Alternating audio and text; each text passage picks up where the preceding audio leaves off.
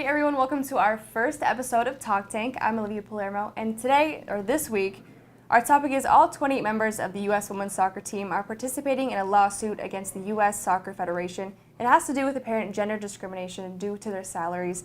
Today I have two guests with me. I have Al Johnson and Michelle O'Keefe, and we're very lucky to have her with us. She's the director of athletics here at the college, and she served as the president and CEO of Canada Basketball, and she was an integral part of bringing several world-class basketball tournaments to Canada. So thank you for being here today. Sure.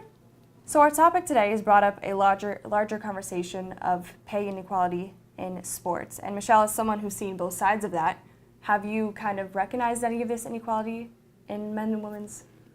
Well, I think not to oversimplify it, but I think the challenge that we have is that not enough people care about A, amateur sport, and B, women's sport or girls sport. So you will always see an inequity in the number of people who come to watch games, in the amount of sponsorship. So it is definitely an issue that we have in this country, in this continent, because the US is the same. Europe is different.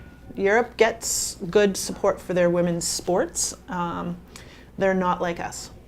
And I think, just to add to that, I think our national team sports suffer because in Canada we have this major hang-up or major affinity, shall we say, for major league sport.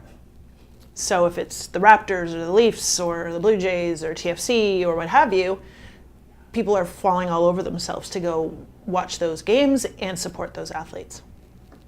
Al, what's your take on the whole gender pay equality in sports? Well, when I first heard of it, I honestly was like, well, yeah, they should get equal pay, but you were saying that you should play for your country for free, and that actually kind of changed my opinion a little bit.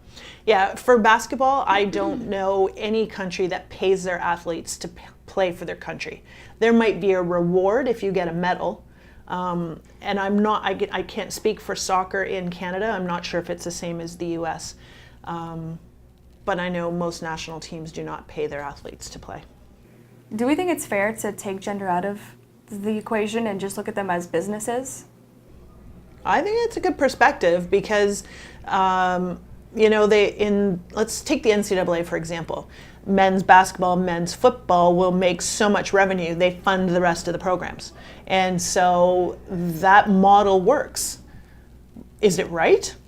Well, I don't know. You've got some of the best women's NCAA teams who are legendary, the UConn women, the Stanford women, and they have multi-million-dollar programs, but they're not bringing that much revenue in. They're being subsidized by the rest of the school.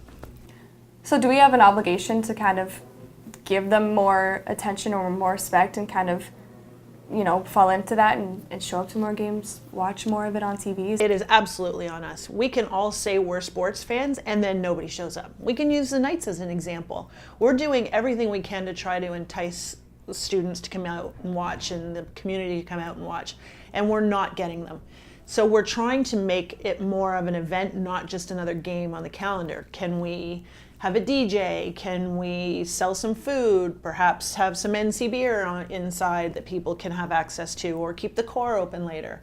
What are the pieces that our student body wants to see that would entice them to come out to watch? Those athletes are preparing, whether it's Niagara Knights or Brock University or Team Canada. Those women are preparing for themselves and to put on a show. And why is it that we're not going to watch?